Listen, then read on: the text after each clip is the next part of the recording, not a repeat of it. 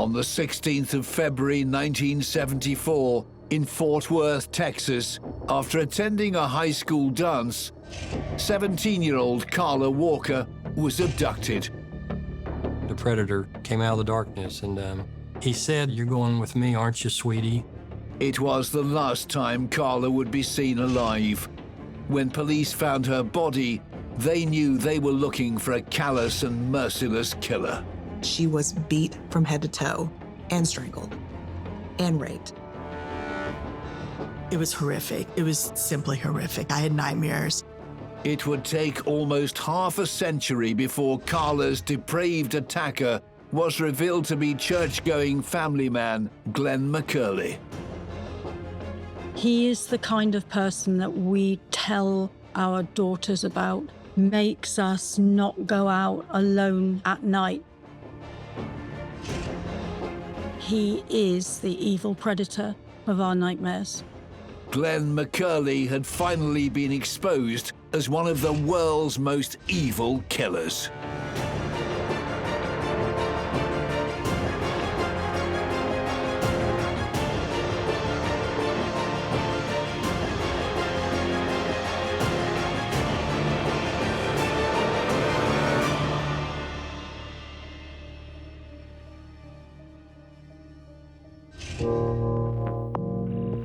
It was a murder that went undetected for nearly 50 years.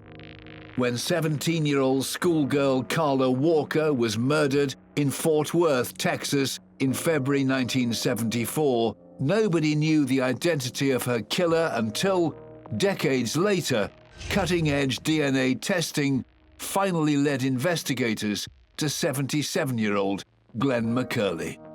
All of a sudden, we had, after 47 years, we had finally solved it.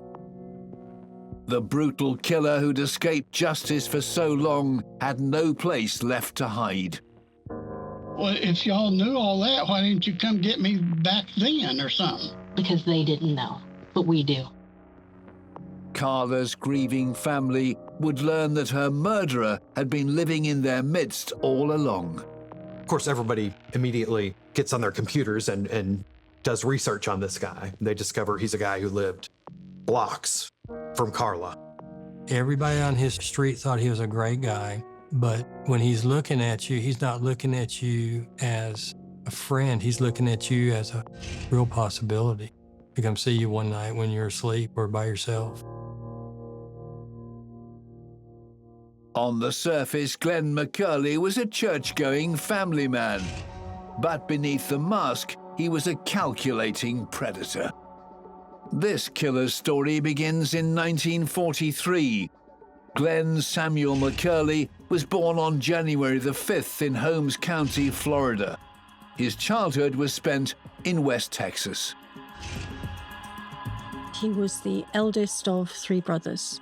When he was a teenager, he was sent away from his family to the Westview Boys' Home in southwest Oklahoma. In 1961, weeks after McCurley's 18th birthday, he found himself on the wrong side of the law.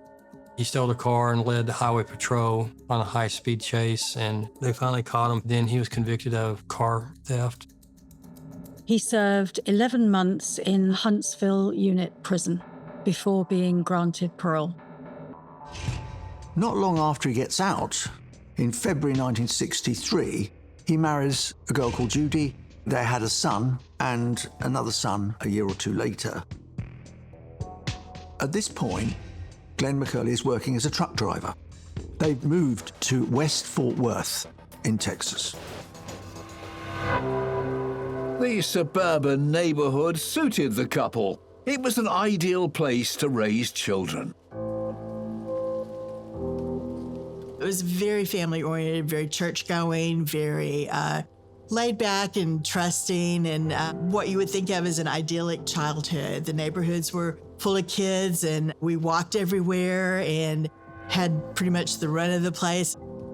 It really was a great place to grow up.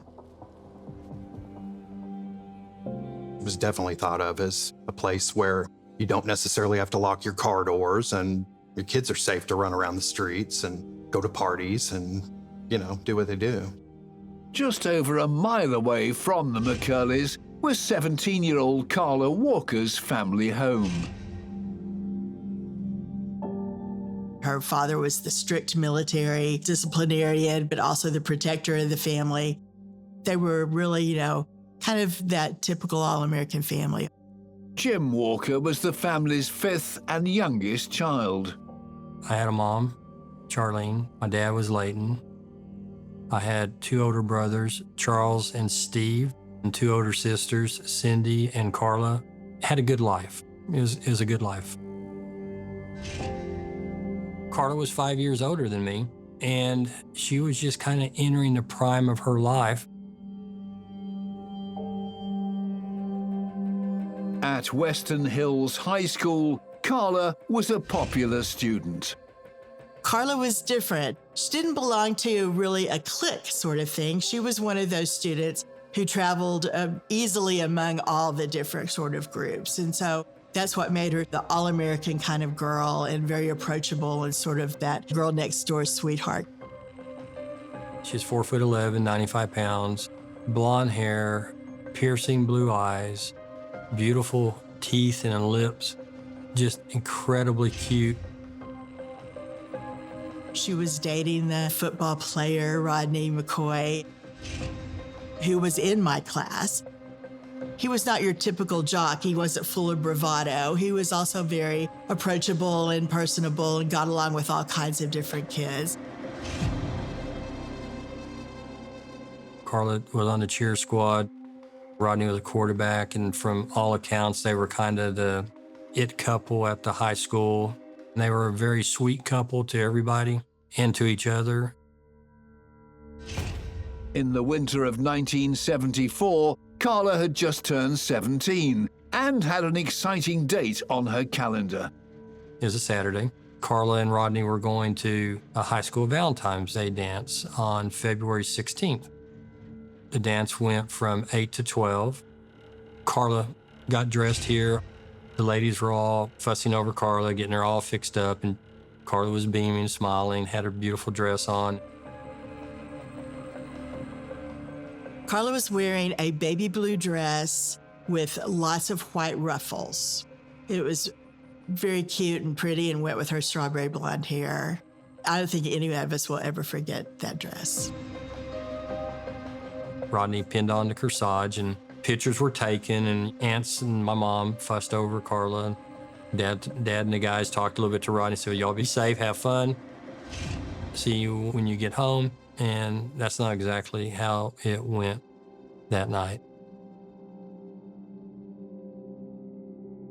But I went to the Valentine's dance that year because I was yearbook editor. And I do remember seeing Carla and Rodney and just, saying hi to them. It was kind of a typical high school dance, After that, they rode around with some friends, kind of going by the usual haunts, the hangouts. There were two fast food restaurants right there on farther on Camp Vui, Highway 183. It was Mr. Quick's Hamburgers in one part, and they shared a parking lot with the Taco Bell. And so that's kind of where the high school students would congregate. They drove through the parking lot, got out, would talk with everybody. But unfortunately, the bathrooms had been shut down. They weren't working, so Carla needed to use the restroom, and Rodney drove her a block and a half south of Camp Vui to an all-night bowling alley. The couple visited the bowling alley twice during the evening. On the second occasion, just after midnight, they decided to remain in the parking lot. It was a decision that would change their lives forever. They began making out in the car and kind of leaning up against the passenger side door as they were, using her purse as her pillow, I believe, and the door jerks open. Carla started to fall, and Rodney grabbed her back of her head and started to pull her back in, but when he reached down to grab her, he started seeing stars. He didn't know what was happening. And he attacks him viciously, and he's very dazed, and the man hits him again. He was just stunned, had no idea what was going on. Rodney said he saw a hand come in and grab Carla and say to Carla, "You're going with me, aren't you, sweetie?" And Carla was pulled out of the car. Rodney's suffering head injuries, bleeding all over the place, in his eyes, pretty bad. So Carla tells the man, "I'll go with you, stop hitting him." Rodney had been beaten with a handgun. When the beating stopped, his attacker spoke directly to him. He was in the darkness looking in, and all Rodney could see was the pistol coming into his face. And Rodney says, the guy points it right at my forehead and says, "I'm going to kill you." The guy pulled the trigger and it just clicked. The evening, which had started like a fairy tale, had turned into a horror story, and the nightmare had only just begun.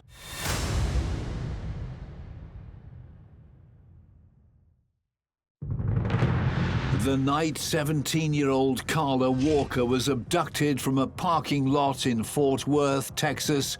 Her family was expecting her and her boyfriend to return home from a school dance. We waited for Carla and Rodney to come back to hear, about all the fun details of the dance. In the parking lot of the bowling alley, Rodney regained consciousness. He knew he had to get help. He hightails it to the Walker home. I was standing over by the front door and I heard a car, tires hitting a curb head on, going pretty quick. My parents and aunt and uncle did too. He's pretty frantic, saying, "They got her, Mr. Walker, they got her." His right side of his face was lit up and it was all bloody. Big, long cut, like somebody had taken a knife and slit his cheek open a couple inches. Every mother's nightmare, every parent's nightmare. Their daughter's been abducted at gunpoint by an unknown man. I stepped back with my back toward the fireplace, watching all the events take place up here. To see these people who were solid people become panicked. When Dad found out what had happened and where it happened, he got his pistol. He was out this door to my left. At 2:01 a.m., the police were called. A search of the area surrounding the Brunswick Ridgely bowling alley was carried out. Detectives recovered Carla's purse. I found out about it on the news with Carla's picture. It was just shocking. And from that point on, I was riveted, all of us were, to where she was, what had happened to her. Carla's abduction launches this gigantic search.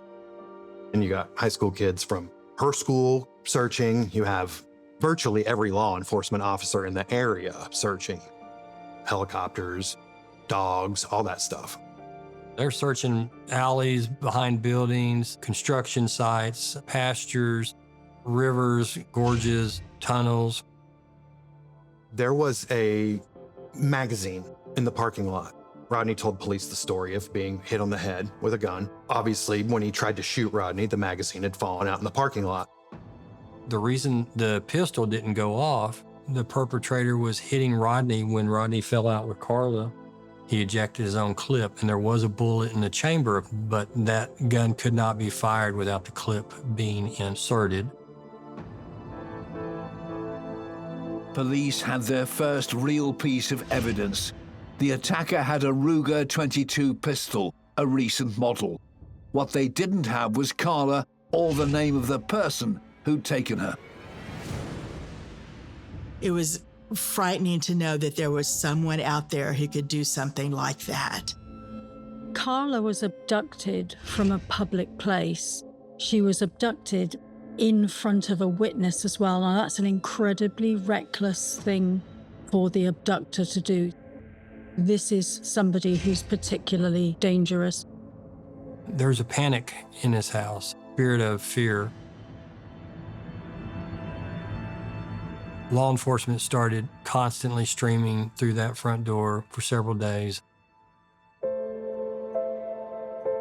On the Monday morning, her shell-shocked classmates at Western Hills High School struggled to make sense of what had happened to their friend.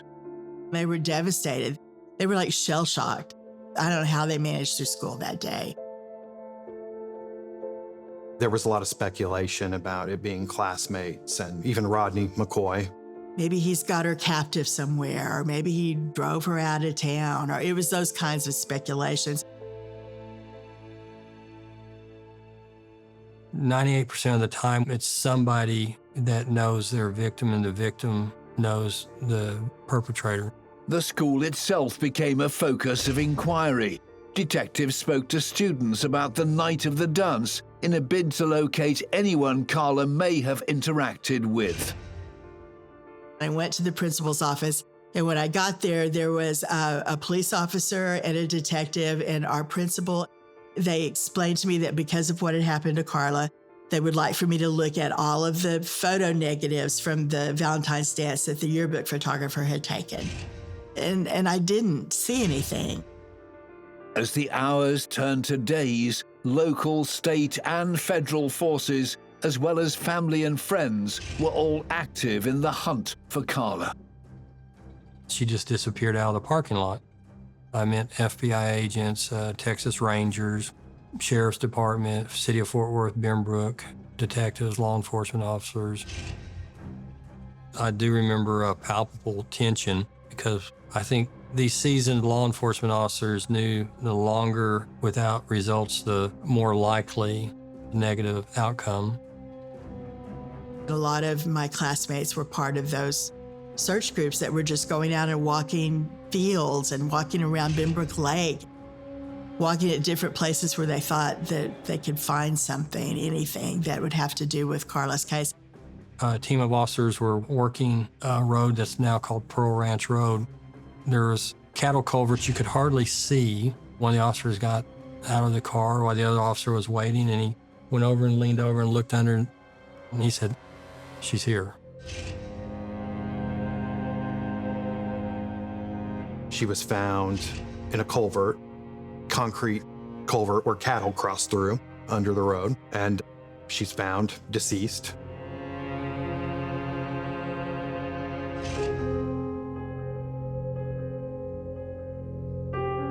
At 6:35 p.m. on the 20th of February, 3 days after she was taken, Carla's body was found 5 miles southwest of the Ridgely bowling alley. The case was now a homicide investigation. I don't know if you ever heard a guttural scream from a mom who just found her baby dead. It was one of those kind of screams. It's hard to articulate the sound. That night at the 10 o'clock news, there was actual footage of them taking the body bag out of the culvert near Benbrook Lake. I will never forget that feeling of seeing a body bag and knowing that there was someone I knew inside that body bag.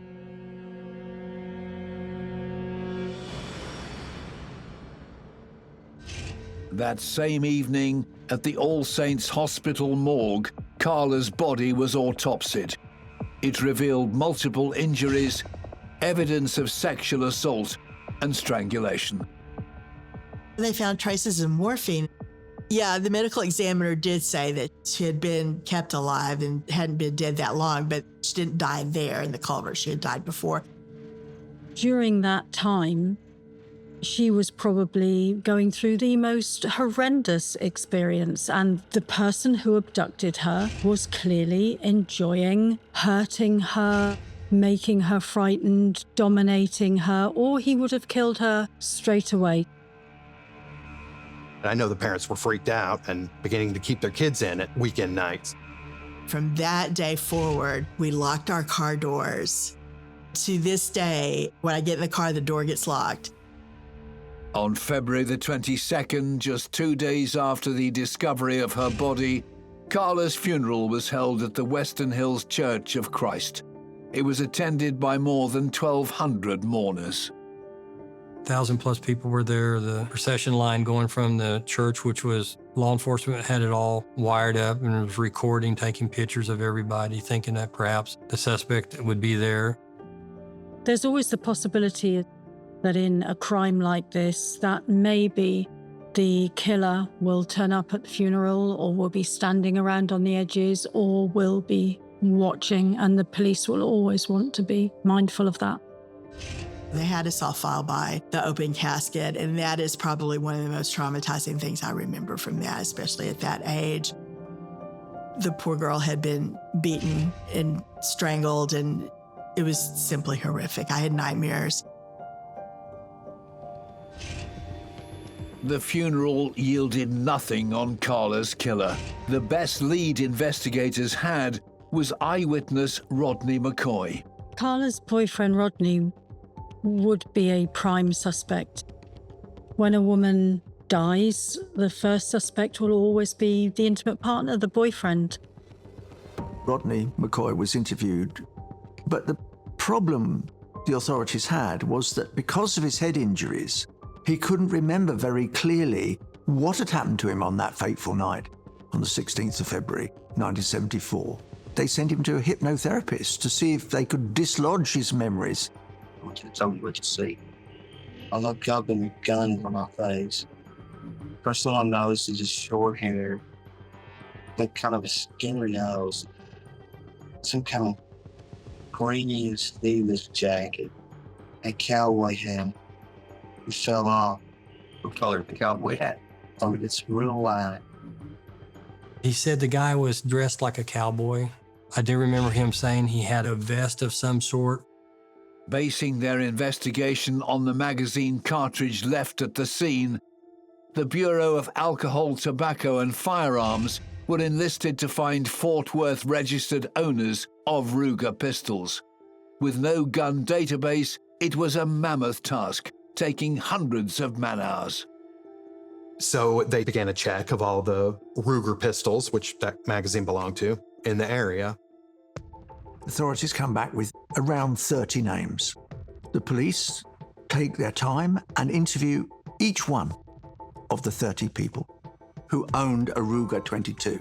One of the people they interview is Glen McCurley Jr., the truck driver. As with the other Ruger 22 owners, McCurley was brought in for questioning. He said that his gun was stolen. He said, I was fishing and I always took this gun for safety, had it wrapped up in a towel under the front seat of my truck, and I could hear a truck spinning off and taking off. And so I went up there to check my truck, and lo and behold, my gun was gone. And he said that happened like before Carla was abducted. Police didn't have anything else on this guy. They gave him a polygraph test, and from what I understand, he passed. Very, very little evidence. We're in the days before DNA. There's no CCTV, there's no number plate recognition. It just goes cold. Despite the efforts of investigators, all leads had been exhausted. For over 4 decades, the stranger who abducted, raped, and murdered Carla Walker remained a free man. Until invisible evidence left behind at the crime scene finally led detectives to the killer's door.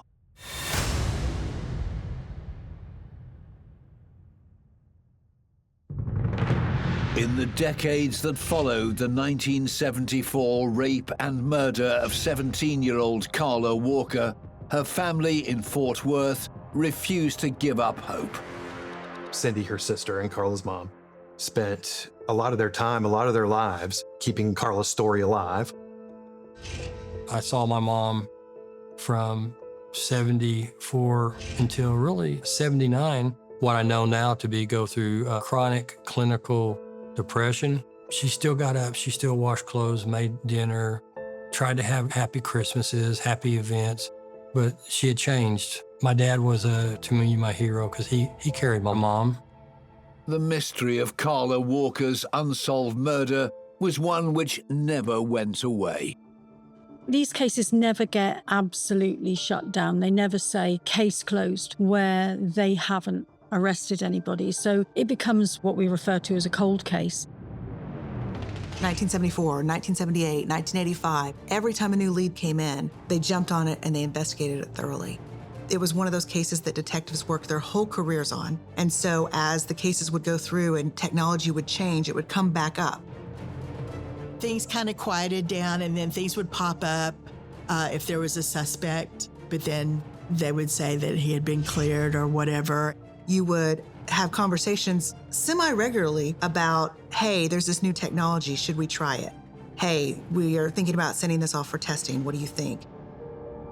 In 2016, Carla's story caught the attention of podcaster Vincent Strange. It would catapult the case back into the spotlight. I came upon Carla's story, just kind of internet search, and it grabbed me right away. There was one Facebook page. It was Justice for Carla, and there was just no activity on it. There was nothing happening. We need to get this out before the public, shine a light back on it. When Vincent called me out of the blue at my job one day and he introduced himself and he said, I was told that you were the high school yearbook editor and that you knew a lot of people and that you might be able to help me get it started. Carla's friends and family took part in the podcast. The renewed interest in her murder motivated her brother to give it one more shot with the police.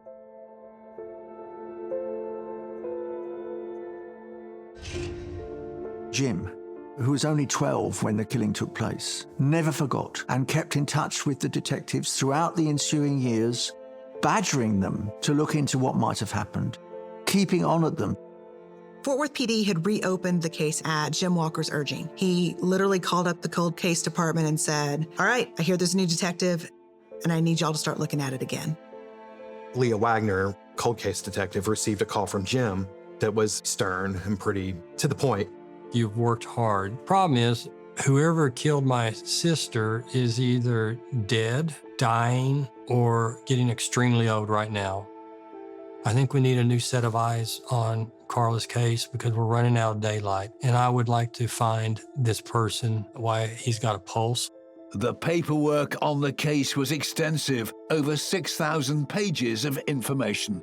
There were 2 banker boxes filled with handwritten notes of leads and investigation tips and investigations the police had begun on their own. They truly left no stone unturned. They were re-interviewing everyone. I know a lot of that focus was on Rodney still. I went to interview, you know. One time, I think they picked me up at one of my baseball games.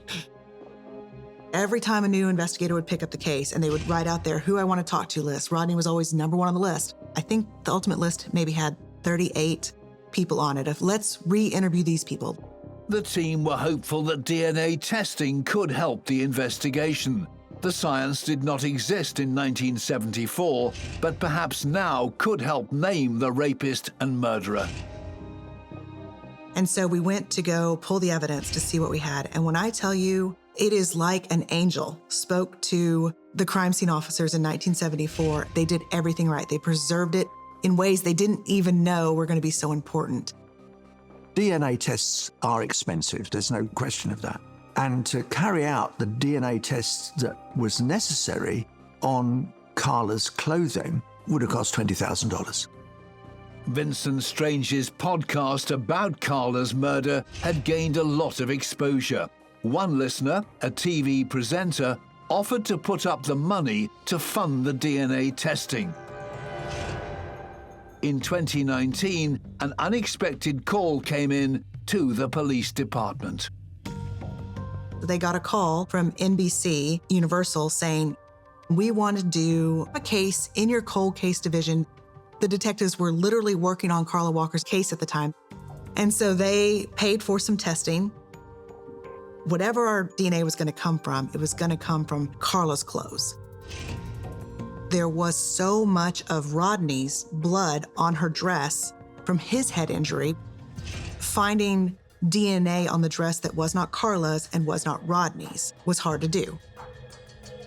There was definitely a male sample that didn't belong to Rodney, that was semen, was on Carla's bra strap. And so in 2020, they say, here we go. And we waited. We get the call that says there were no matches. And it was so disheartening. Not one single hit is found. Not one. Well, we're back at square one, except we aren't. Another DNA test is conducted by a different company. We had so little DNA left to test. We had 4 nanograms, which is nothing. It's nothing. And we knew this was it. We had 1 shot to test it. They were able to take these, like maybe 2 cells. Starting in June of 2020, they started working Carla's case. When you get forensic genetic genealogy results, they don't tell you who a person is. You're going to have a list of someone who is in the database for having given their DNA to a commercial database. And what you get is, hey, we know this person here is a 2nd degree, a 3rd degrees away relative. On Independence Day weekend of 2020, the DNA tests finally revealed a familial match. We've got a family named McCurley we think you should look into.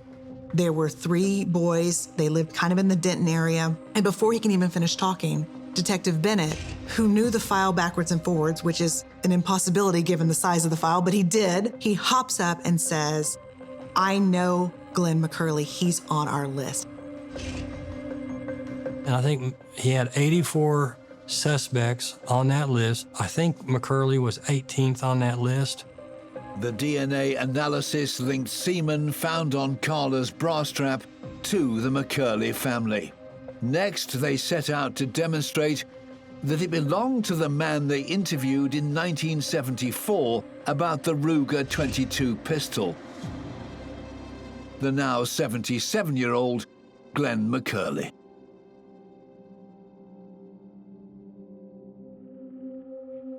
We did what's called a trash run, which means you wait until someone puts their trash out on the street, because then it is no longer private property. And in the middle of the night, the police come and take a trash bag and they take it back to the lab, and you try to find things in the trash that you know are going to have DNA on it. In this particular case, it was a McDonald's straw. Law enforcement did all their due diligence, redoing a DNA profile to make sure the profile that came out of the trash grab was the same profile discovered on the inside of Carla's bra strap, which was a semen. To make sure the DNA evidence would be admissible in court, detectives needed to obtain an official DNA sample from Glen McCurley. Police went to his home to speak to him again. In order for us to eliminate you, the quickest way to do that is to get your DNA. Is that something that you would be okay with?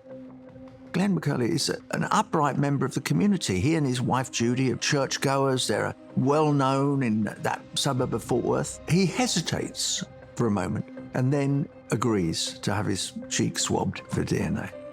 And all it is 2 big cotton swabs. I promise they won't go up your nose. They're going to be the inside of your cheek.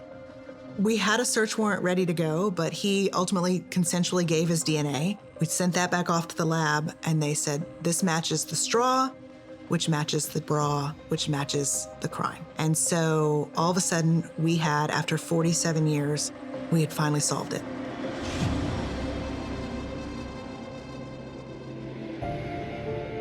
Glen Samuel McCurley. It was the guy who killed my sister. At a press conference in Fort Worth, it was announced, his name was announced. It was a shock to everyone because this was a guy who lived blocks from Carla.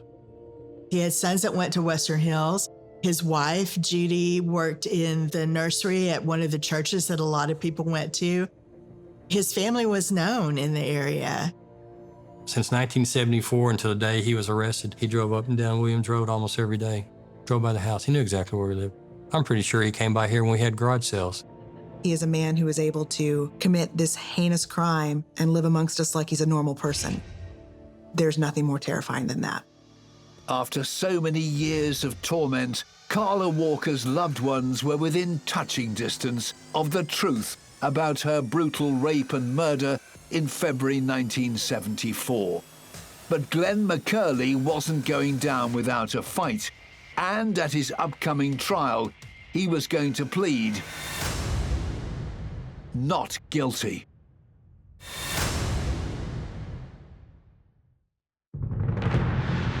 On September the 21st, 2020, the man who detectives had linked with the murder of 17-year-old Carla Walker was arrested. Glen McCurley was taken to the police station to be interviewed about that fateful night of February the 16th, 1974.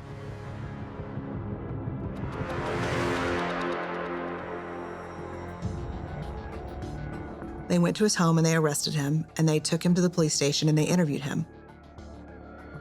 I don't know the girl. I've never seen her. And I haven't killed anybody. For the first hour, he starts saying he doesn't even know who Carla Walker is.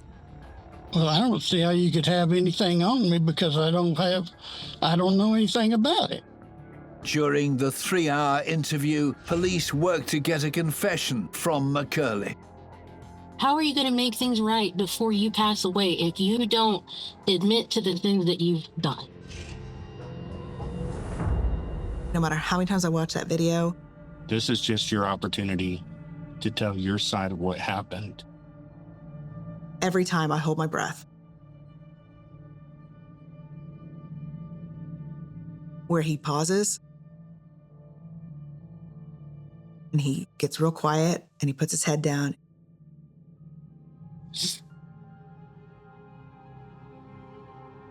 I did do it, I guess. That's basically his confession there. They got him. He says, I strangled that little girl. Justice was going to be served that day. It's a pretty magical moment. McCurley said that he was saving Carla, that Rodney was assaulting her, and he kind of comes in and saves the day. She went with him willingly, and they started having consensual relations. She started hugging me, thanking me. We know that's not what happened, but it does definitely put him there with her, which was the important part. After 46 years, McCurley had admitted to being responsible for the death of Carla Walker. And he had another confession about the gun he'd claimed was stolen. He also tells them where he's hidden the gun, a Ruger 22. He's wrapped in a towel and put it in the attic of his house. You might ask yourself, why on earth did he keep the gun? Was it a souvenir, a trophy? No one thought he kept the gun. We didn't even think to ask it, because why would you? He could relive what he did to Carla through that gun, but they do like to relive their crimes, visit back those feelings that they felt when they were committing those crimes. And that gun was a link for him. So the police leave the interview and go back to his house and look, and sure enough, there's the gun. In 2020, court systems were taking a little bit of a break due to COVID. Due to McCurley's age, we knew we needed to try it sooner rather than later. When we started going through pretrial hearings in May of 2021, I knew justice was going to be served. I knew I personally would be able to make sure he would never, ever breathe the air of a free man. We knew, obviously, the biggest portion of this case that was going to be contested would be the new science, the forensic genetic genealogy. It actually had never been admitted in the United States at that point. In Tarrant County Criminal District Court Number 1, Carla's friends and family had their first glimpse of the man accused of her murder almost half a century ago. He was actually kind of an imposing figure. He was very tall. He definitely had kind of a gruff exterior the whole time. He also was in a wheelchair, even though I had seen him walk in and out of the courtroom on days when the cameras weren't there. He just looked like a confused, angry old man. He had cancer. He wasn't expected to live long. I certainly had no sympathy for him. Inside the courtroom, Carla's friends and family sat on one side. On the other, those who'd come to support the defendant, Glen McCurley. Watching his son was pretty brutal. His son was just devastated. It was unbelievable, the pain in his eyes and his face.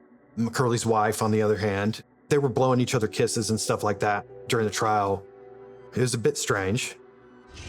In the courthouse, under the glare of the national media, the prosecution worked hard to tell the story of what had happened to Carla. On the night that Carla was abducted, McCurley's wife was away, so he had complete freedom, really, to come and go from the house. His wife happened to be out of town. He went out drinking, and he certainly knew what he was looking for, I think. He didn't just stumble across Carla on accident. He was lying in wait for somebody. How did he manage to confront his wife at church every Sunday morning, knowing that he'd quite premeditatedly taken this young girl's life? Without a moment's hesitation. And what's more, tortured her, dumped her, raped her. How do you do that? I saw the trial every day, even though I wasn't there in person. And when Leah Wagner, the detective, pulled Carla's dress out of that evidence bag, it took my breath away.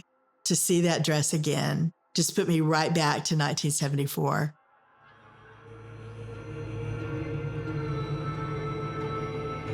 This wasn't a minimal crime by any stretch of the imagination. She was beat from head to toe and strangled and raped.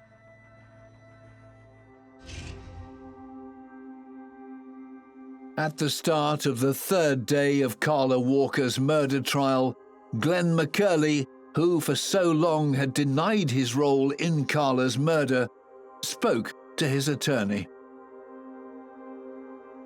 The medical examiner and Carla's brother Jim were going to testify. They were about to go through that in excruciating detail, and I think he just didn't want to sit through it and didn't want his family to hear it, and so he asked to plead guilty. The judge has him sit down and says, "Are you pleading guilty?" And all of a sudden, the room got silent. That was pretty amazing. I don't think any of us expected that. I remember turning around and looking at the Walker family and just thinking, I can't believe I get to be here for this moment. On the morning of Tuesday, August the 21st, 2021, almost half a century since Carla's murder, 78-year-old Glen McCurley pleaded guilty to capital murder and was sentenced to life in prison without the possibility of parole. For Jim Walker, it provided the opportunity that he'd waited nearly 50 years for. To look the man who killed his sister in the eye. Because I believe in God, I'm a Christian. So I told him, I said, I want you to know I forgive you and I hope and pray to see you in heaven. Never in my career have I ever seen anything like that. Never, probably will again. So then I see Jim begin to hug McCurley's son. I told his son, you don't own the sins of your dad. It's not on you. You've been victimized as well. He was 12 when his sister died, and he had the grace to walk over and hug that man's family and show them love. I was so happy for our community, for Carla's friends. I was so happy for Rodney because he'd been under a cloud of suspicion for decades. I can't describe the peace other than I know where it came from. I had peace, and I still have peace. 9 months after his conviction, in one final desperate act, Glen McCurley appealed his conviction, but the killer was unsuccessful. I pushed for the death penalty, but because of his age, we figured he was going to die in prison anyway. The appeal process was finalized in May of 2023, and McCurley died in prison that summer. On the 14th of July 2023, 80-year-old Glen McCurley died in the Gib Lewis unit, Texas, taking his secrets to the grave. He never said why. He never really said how. The police who found her body said that she wasn't killed there. She was killed somewhere else and dumped there. There's still a lot of questions that we would have liked answered. For the family, justice for Carla, but also a legacy offering hope for other families that forensic genetic genealogy be available to help solve their cases. The Carla Walker Act will provide forensic genetic genealogy funds to focus in on code cases and get those code cases hopefully resolved. Never give up. You're the voice for your loved one. We don't know why we go through these things, but remember, goodness is always there. There's good people there who want to walk through this difficult time with you, but don't give up. Have hope. He abducted, raped, and killed a young girl in the prime of her life. He spent a lifetime watching the carnage he'd caused and the ruined lives of those left behind. Because of this, Glen Samuel McCurley's name will be remembered as one of the world's most evil killers.